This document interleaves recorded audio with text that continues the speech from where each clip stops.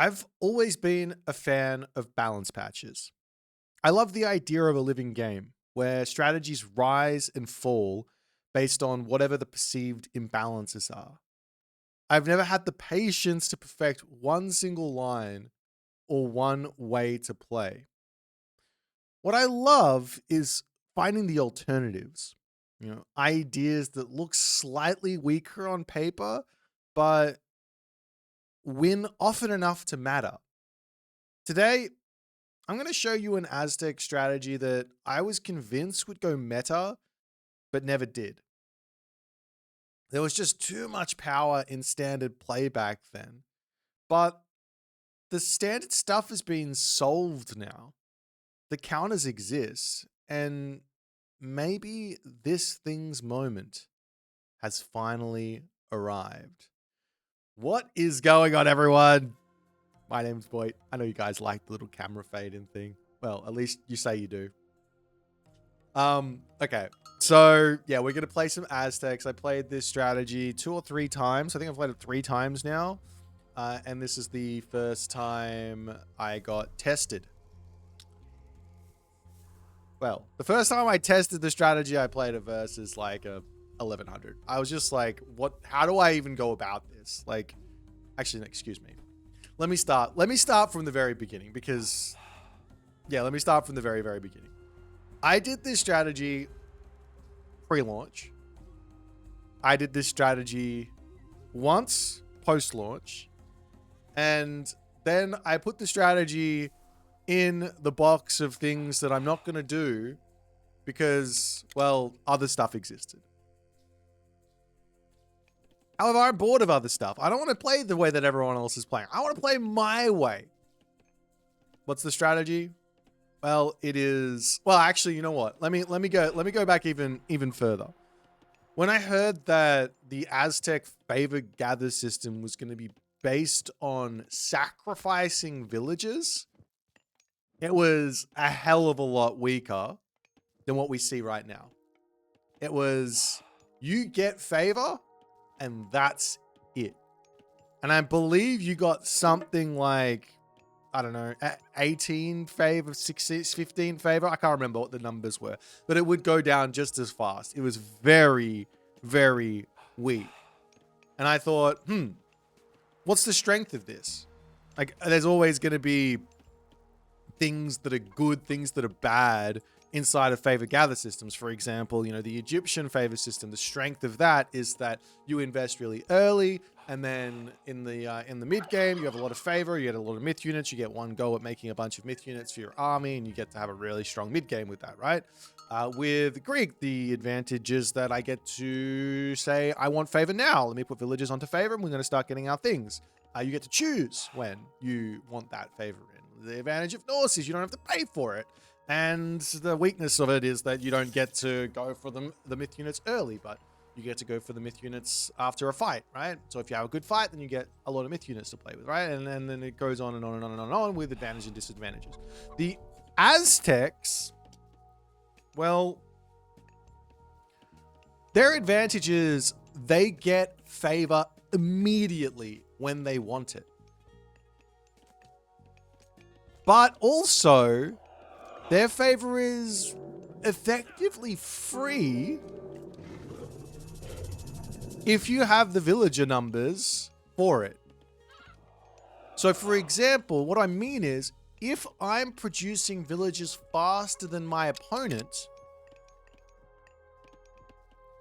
then the favor is relative to what my opponent is doing, is only 50 food per whatever the favor comes in. So at 15 favor, I'm only paying 50 food for that favor relative to what my opponent is increasing in income. If that makes any sense. It might not make sense. So forgive me if my math or my thought process is wrong there, but that's the premise. That's the idea. Okay. So now that that's out of the way, what's the strategy? Well, the strategy is to get myself into a position as my opponent catches Crackhack does this to me all the time, and I get so mad at it. This is so infuriating. Anyways, He picks a villager.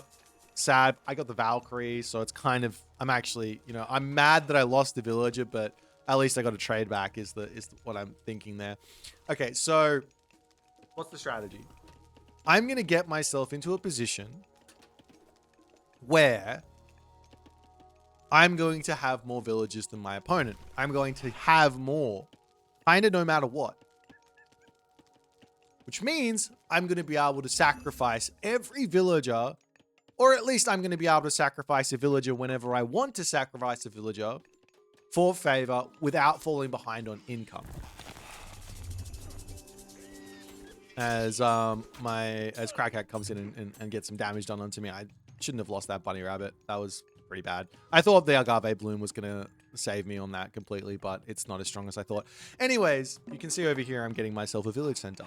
So this is village center number 1.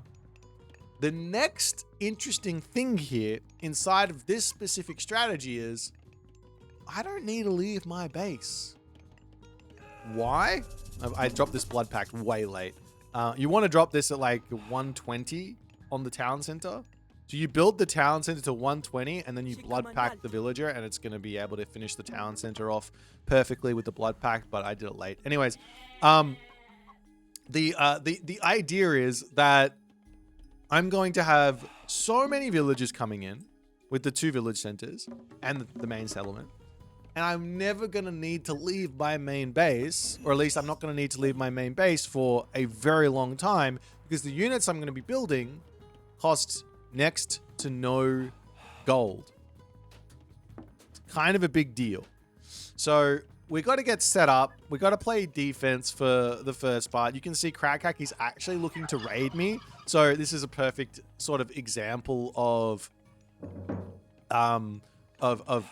this strategy getting tested, right? Like he's basically going one talent center full all in, trying to get as many kills as he possibly can. But you can see with the village centers up, the gold mine here is protected by the settlement, protected by the village center. This wood line on the front is protected by the lumber outpost, protected by the village center. So it's actually quite difficult for him to get into my base and get any damage done. So as soon as I get set up, and this is where the idea truly starts to become scary. As soon as I get set up, it's going to be time for bunny rabbits. And these only cost food. And food is infinite. And the next thing with this is the reason why this strategy is so good with Huitzilopochtli and also with Quetzalcoatl is there's this technology inside of the Kalpuli called Maguey cultivation, which gives you an extra 10% food gather rate. So we're up to irrigation with plow, right? You had plow and irrigation, but you also get 25 food per farm. So it really helps boost everything, the speed up. Now with Tezcatlipoca, I actually did this strategy against someone quite strong as well. I had another 2K player, so Crackhack, 2K player. I did this against someone else and managed to make it work with Tezcatlipoca as well, making the snakes, the Maquiscoatl. But this is so easy, and so it makes so much sense here playing with Huitzilopochtli and Quetzalcoatl because of that Maguey cultivation, because of the strength of these farms. As you can see, he's trying to push me in multiple different places, and I will pull back. That's fine. I'm gonna drop a villager here. It's okay to drop some villagers. You can make mistakes. I'm not perfect. But you can see I don't even care about anything on the map. I'm just trying to make sure that everything is nice and defensive. I'm gonna throw up a little cheeky wall here to protect my wood line. I've been doing this more and more. It's really nice with the Aztecs because of how big the lumber outpost is. You can do it with like a storehouse and with like a lumber camp or whatever. You can build the wall from the outside of the forest into the storehouse, and it works. But this is just nicer. Anyways, the rule here with the sacrifices, there is a rule, and you have to follow this rule. I see everybody screwing this up with the Aztecs. The rule is my temple free? That's number 1. Do I have anything coming out of my temple? The second rule is, do I have the resources to afford the myth unit? And if both things are true, then you sacrifice. And by the resource, I mean, do I have the food to be able to afford the bunny rabbit?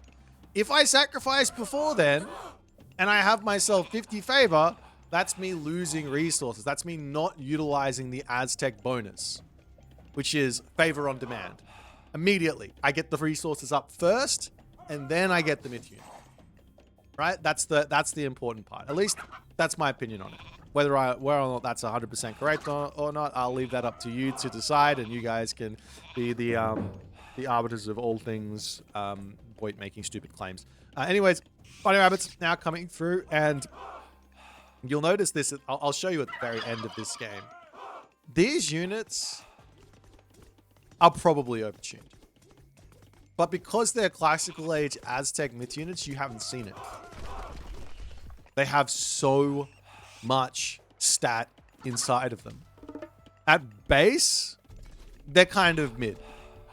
But if you have a whole bunch of them and you have a big fight, there's no way they're staying at base. They're going to get to 3 bunny rabbits. They're going to get to 4 bunny rabbits, and they're going to have a big boost to their base stats because of that. If you get to the heroic age, they're going to have a big boost to their stats as well. If you get to mythic age, they're going to have an even bigger boost, and they're costing only 2 population. They are, without question, the strongest 2 population myth unit in the game based on population, and probably the most population efficient myth unit in... Actually, I can't say that. I can't say that without checking it. I don't know if they're the most population efficient myth unit in the game, but they are definitely, for resources and for population, one of the best myth units in the game.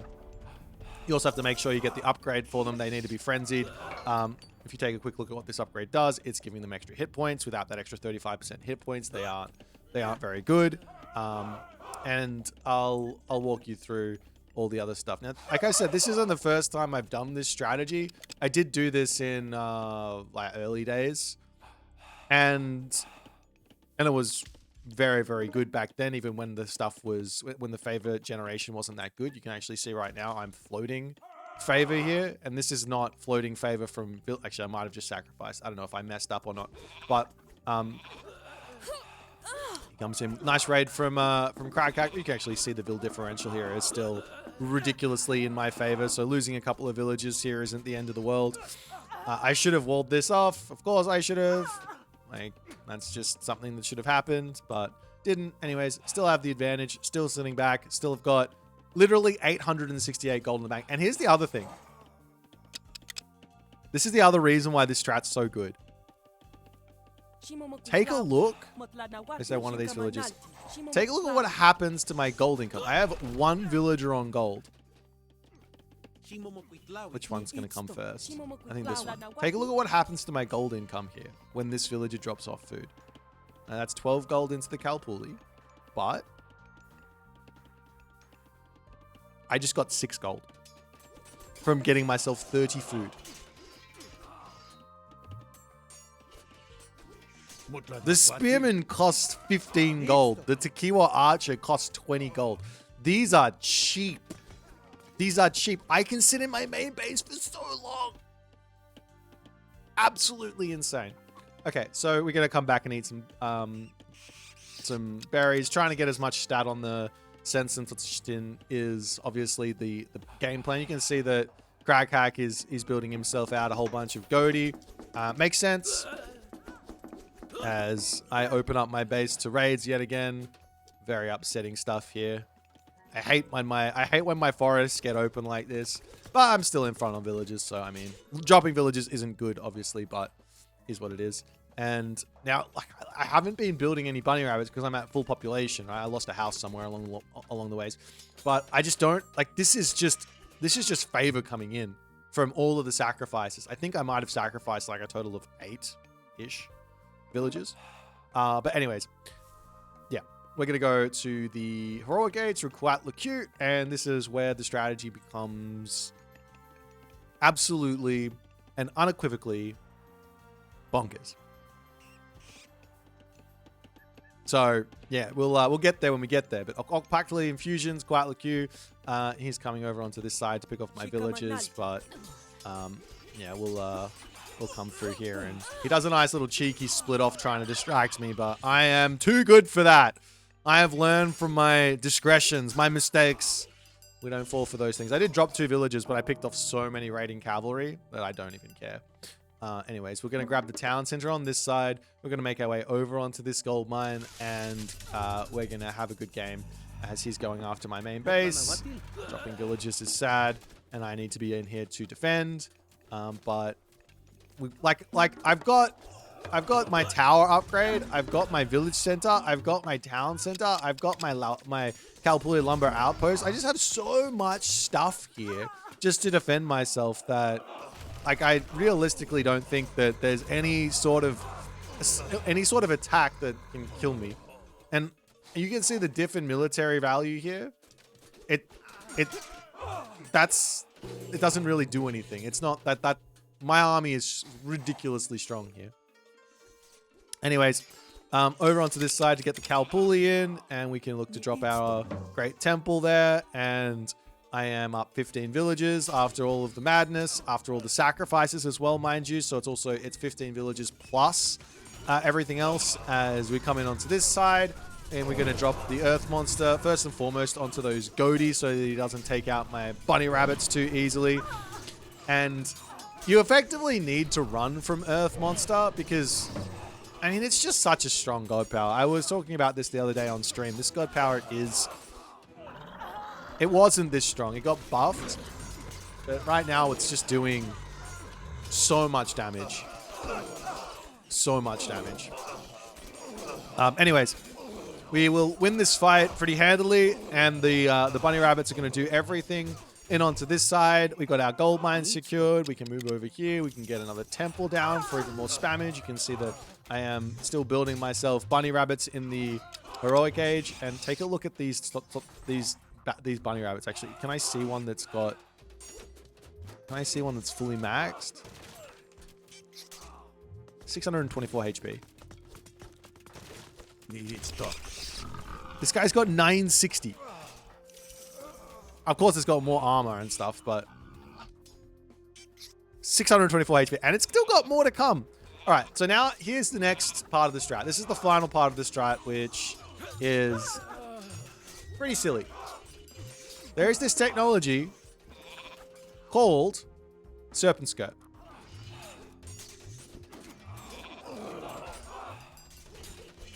So you walk forward, you put farms on the front, and then you take your bunny rabbits and you just eat the farm.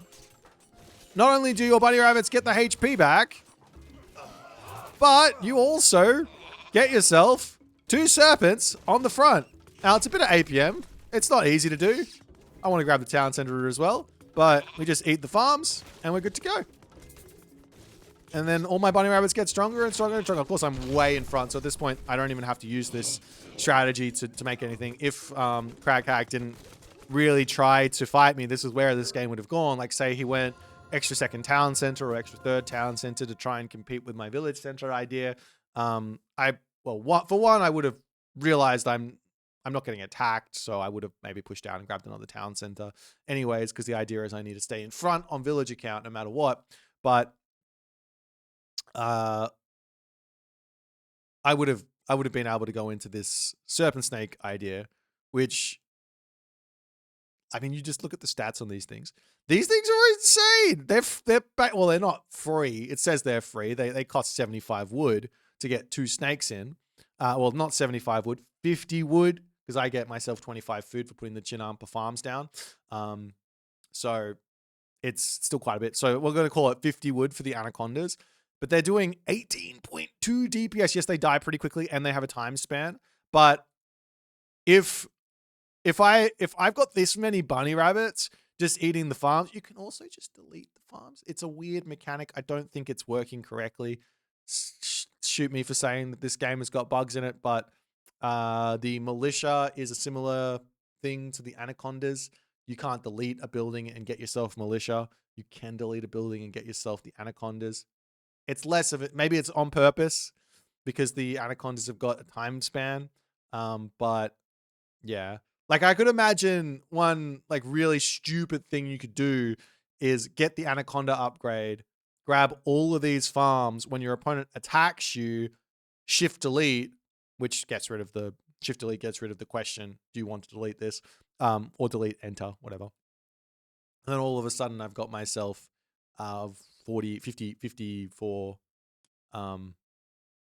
stakes to defend myself, which sounds ridiculous. Of course, that's a lot of wood and I have to rebuild the farms, but you're not supposed to be able to do that, I think. But anyways, well, that's just my opinion. That's just one guy's opinion. It might be completely fine.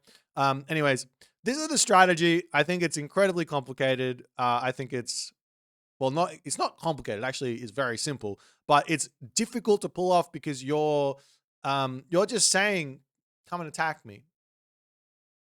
And you can't just put the village centers down naked either, right? Like I had to get myself the warrior priest out. I had to defend a little bit, and then I put the village center down in a very safe spot. And I put the other one down, agave bloom, in a nice position to defend my myself from the early attack, and things like that were also very important. But once it gets going, if you get through that early game, man, like take a look at this. This is insane, the amount of favor that you get. Now, of course, the Norse player catches up after all the fighting, but we did fight a lot, and I also got Tenali as well. But I mean, you just have so much favor to play with early on. Like I'm at 15 minutes into the game, and I'm at 250 favor, which is, I mean, I did this versus Chinese player, someone playing China. And I think I was in front by like 200 favor or something at 15 minutes. So yeah, it's obviously, of course I'm playing for it, so I should have that favor advantage, but it's a lot. It's a lot of stuff.